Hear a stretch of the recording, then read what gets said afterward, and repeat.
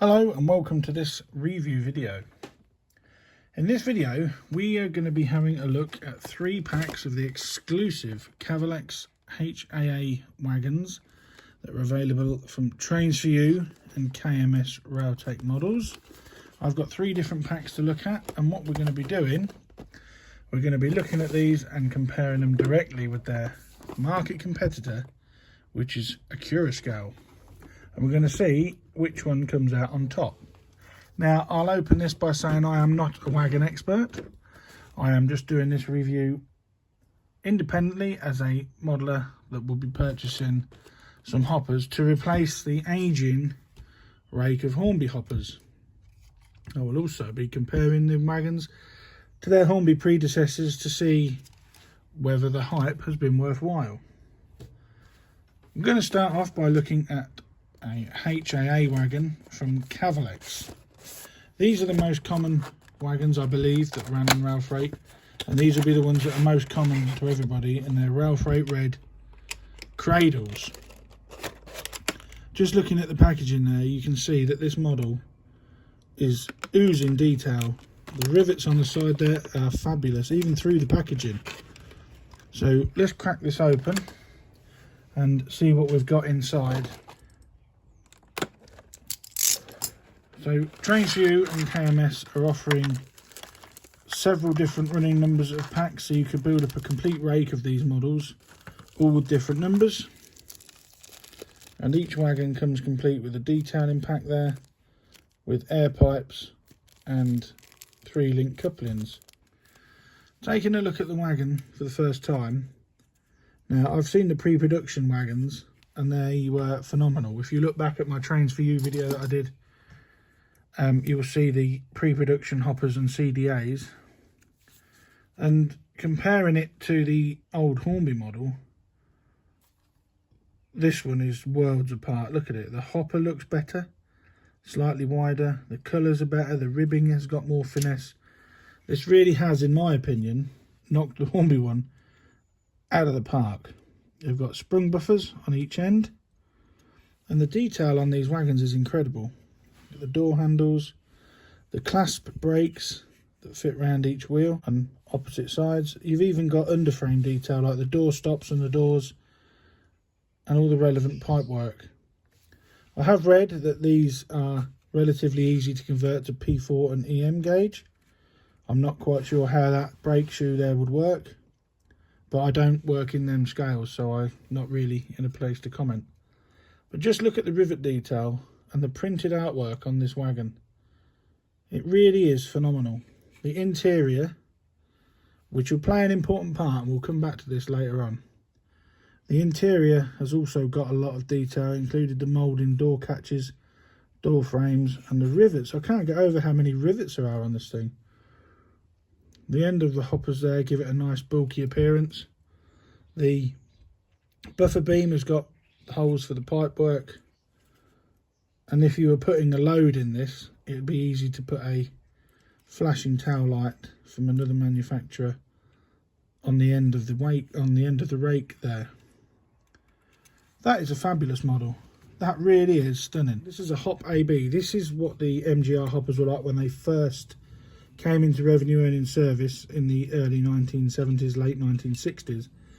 The hopper wagon of this design has got its origins in the beaching reshaping of British Railways, when the coal trains were basically took back to the drawing board and the merry-go-round concept was born out of the Beeching Act, and it made it extremely easy from pit to colliery, one solid train, merry-go-round principle. It was loaded on a loop, it was unloaded on a loop and back again. It saved a lot of time unloading those old 16-ton mineral and other coal hoppers that predated these. Again, the Hop AB has excellent printed details, sprung buffers again as standard, and the underframe detail is the same as the HAA that I've just shown you. These wagons, they look fragile, they've got a lot of finesse to them, but they're incredibly sturdy. On the Hop AB you've got the bars across the hopper body there that were later removed. They got damaged easily during loading, which is kind of obvious when you think about it. So the other one that I've got to look at is the HFA. Now this is for the later EWS hooded version.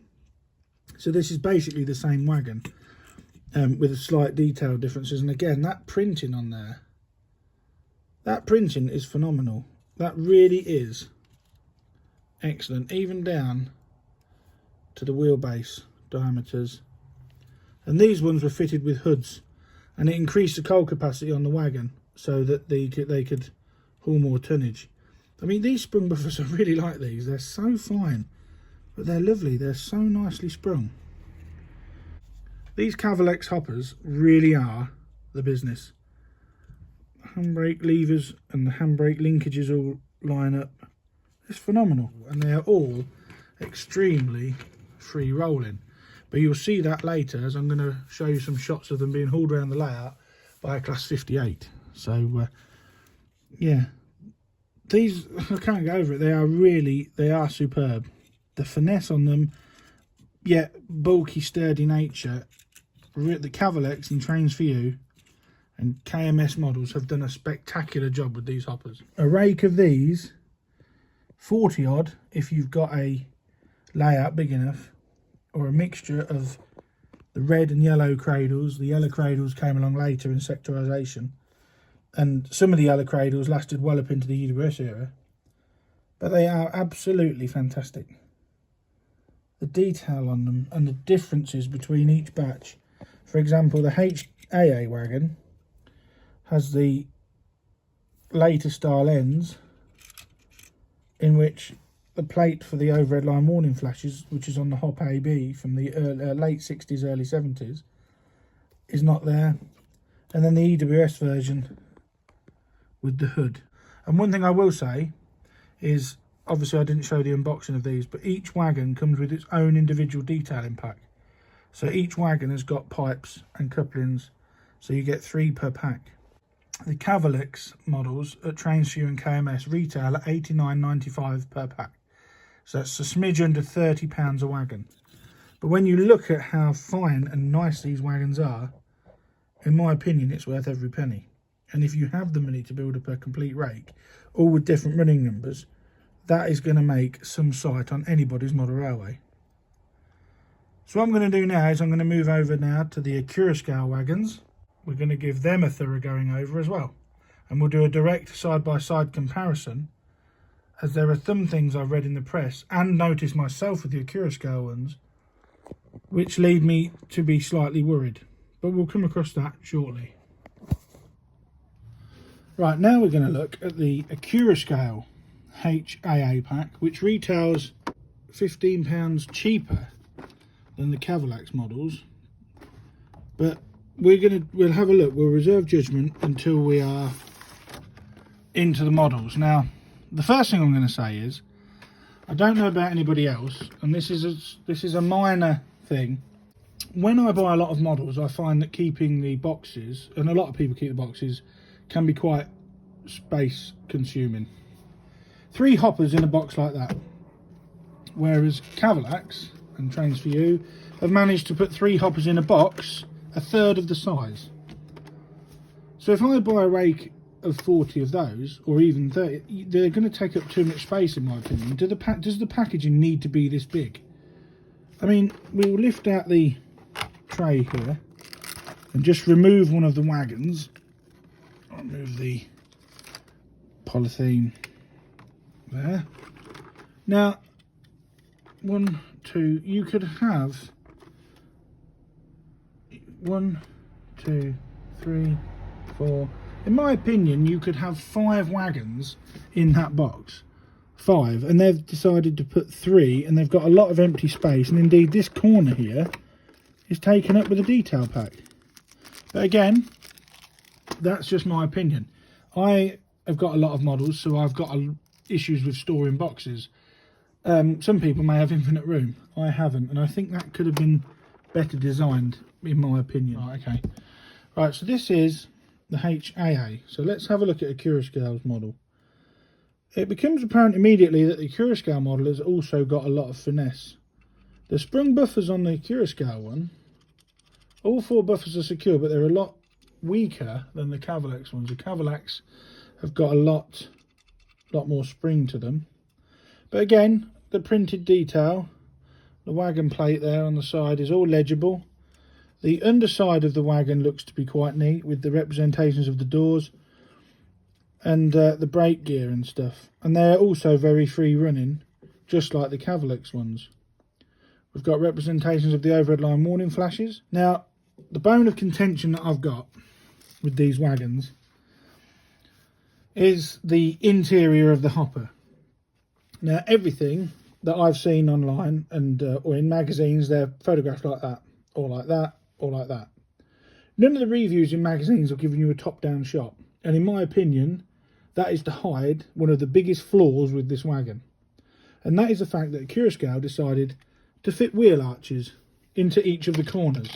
As you can see there are wheel arches in each of the hopper corner. This is allegedly so that the wheels make clearance. But I don't buy that. I think, again, my opinion alone, that this is an error. Now, if I bring back the Cavalex hopper, no wheel arches. Put the hoppers together, the hoppers are the same size. Same width, same size. Accurascales said that they had to put wheel arches in it so that it allows for scale wheels on non-scale track.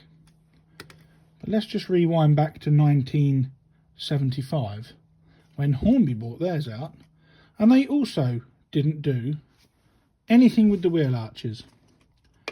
Now, it may be controversial to some might not like it, but I raised this issue with Accurascale on their social media platform, and I got laughed at by one of their employees, a managing director I think, but I will put the picture of the screenshot on the screen now, and they laughed at me when I raised it. That isn't acceptable. I am a modeller asking a company a question, and the response I got was a laugh. I don't think it's funny.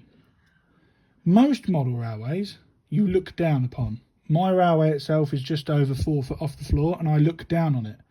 Looking down on a rake of empty hoppers with wheel arches in would be really off-putting for me, and I also know that people who else have reviewed these have also raised that issue.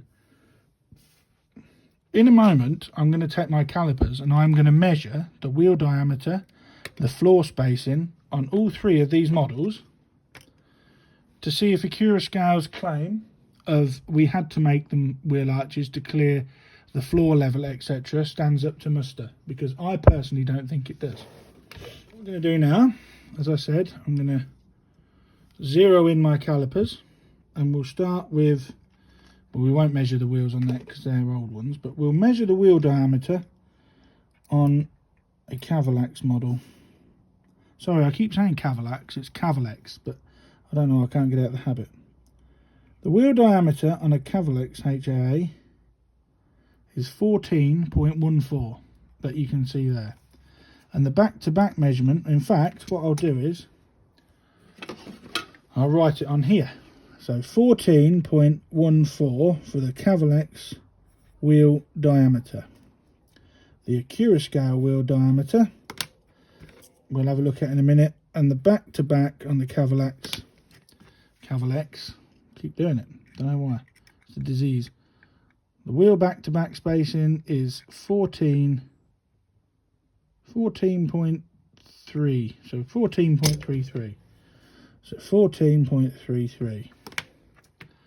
Now, as I said, remember, Accurascale said, oh, we had to put wheel arches in to accommodate scale wheels.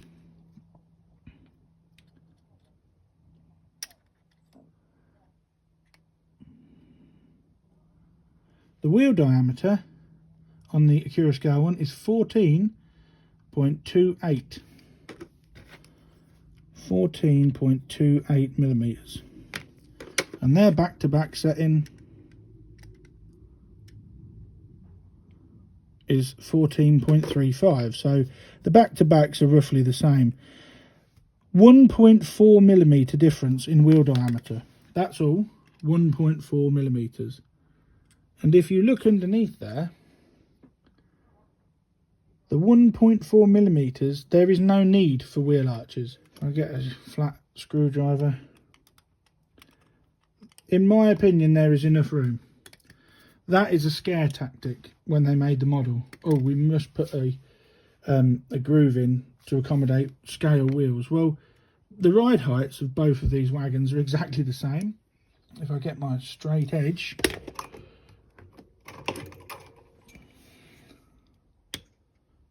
the hopper tops are exactly the same. So why have Accurascale put wheel arches in these wagons? I've got no idea.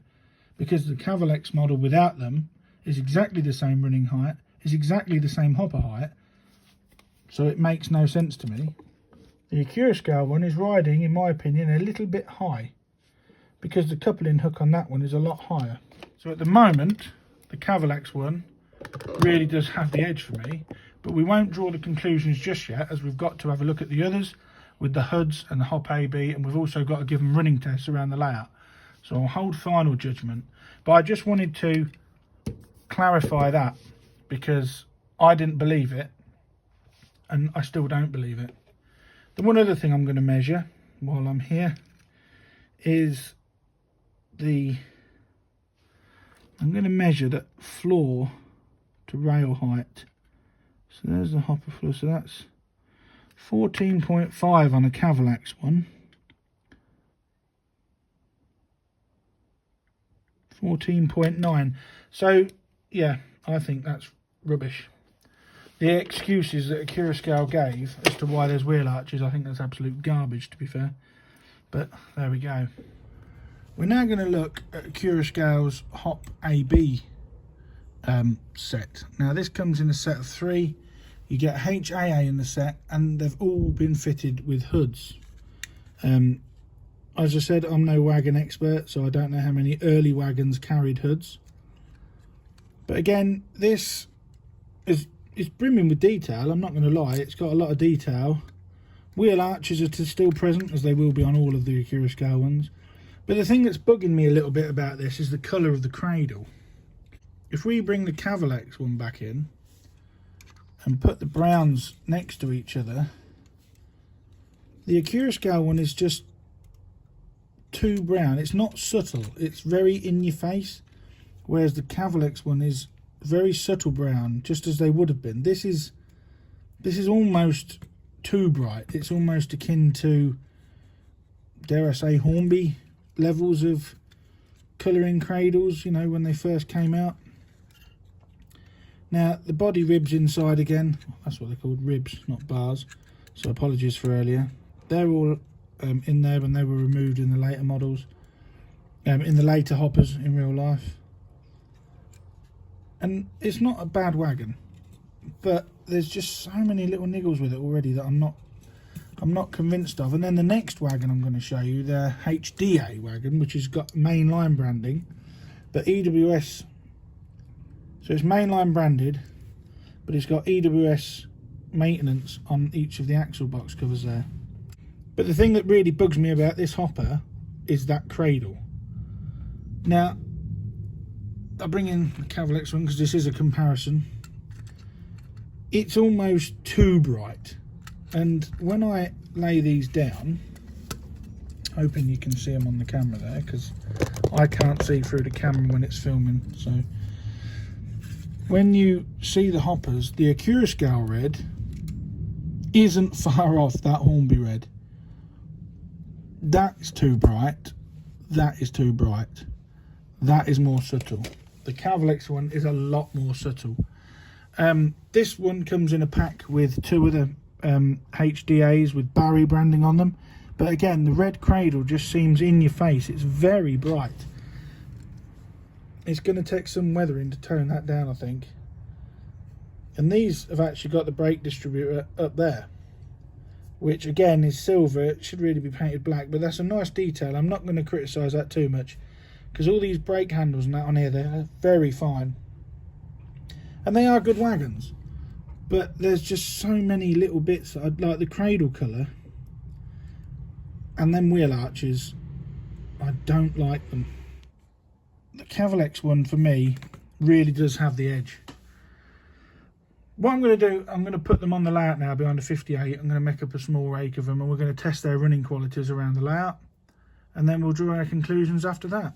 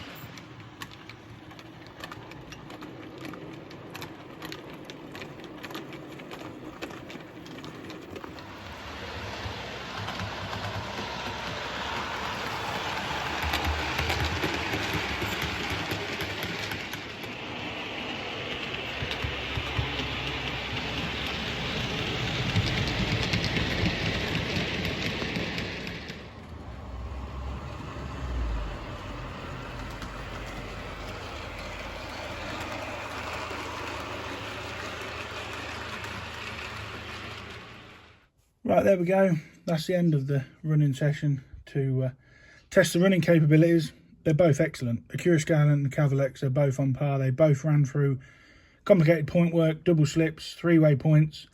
I reversed them back and forwards with the 58 you saw hauling them. Not one derailment, not one coupling lock, no nothing. They all ran superbly. In my opinion, I've said it before in this video, the Cavalex ones have the edge on for me. The Acurascale ones, there's just a few niggling things that I just don't like. I don't like the fact that they've got wheel arches in them, in the corners of the hoppers there. You shouldn't need to load the train up to hide a manufacturing error, in my opinion. And I think the Cavalex ones have just got a bit more finesse. Now, whether that's because these were commissioned by a model shop or two model shops through one manufacturer and the Accurascale ones are made for mainstream, I don't know. But the other thing that niggles me with the Accurascale is the colours. The colours are just not subtle enough. I mean, I don't know how well it picks up on camera until I put this out, but the red on the Accurascale one is a lot brighter. It's more, I don't want to say toy-like, but it's, to me, it's obvious that this is a mainstream release everywhere model, whereas this has had some thought go into it and has been specially made for a couple of model shops. The battle of the hoppers will be fought in the shops, no doubt. People's wallets will talk. People in this age of money going up, people will always opt for the cheaper option. But if I was to buy a full rake, indeed if I could afford a full rake of 40 wagons, I would be going down the KMS Trains4u Cavalex models route. I like seeing empty hoppers and looking down on a wagon which has got wheel arches in it is just not something, it would just niggle me too much. I wouldn't be able to put up with it. So yeah, I hope you've enjoyed this video. It's been a bit of a long review, but I believe both of these wagons needed an in-depth review, a truthful review. I'm not associated with Trains4u, I'm not associated with KMS models, I'm not associated with Accurascale. Trains4u is my local shop, but I've received no payment for doing this review. It is all my own opinion. So I will leave a link in the description to the relevant websites where you can order these models from. But yeah, thanks for watching, and like, share and subscribe. There'll be a couple more review videos coming soon. I've not really done an in-depth review before, so I hope I did all right. Leave some comments below. I'm sure people will. I'm sure there'll be people that disagree with me. I'm not expecting that not to be, but yeah, thanks again for watching, and I'll catch you all in the next one. Bye for now. What we really need now is a manufacturer to commission a CSA fly ash wagon so we can really complete the merry-go-round train story.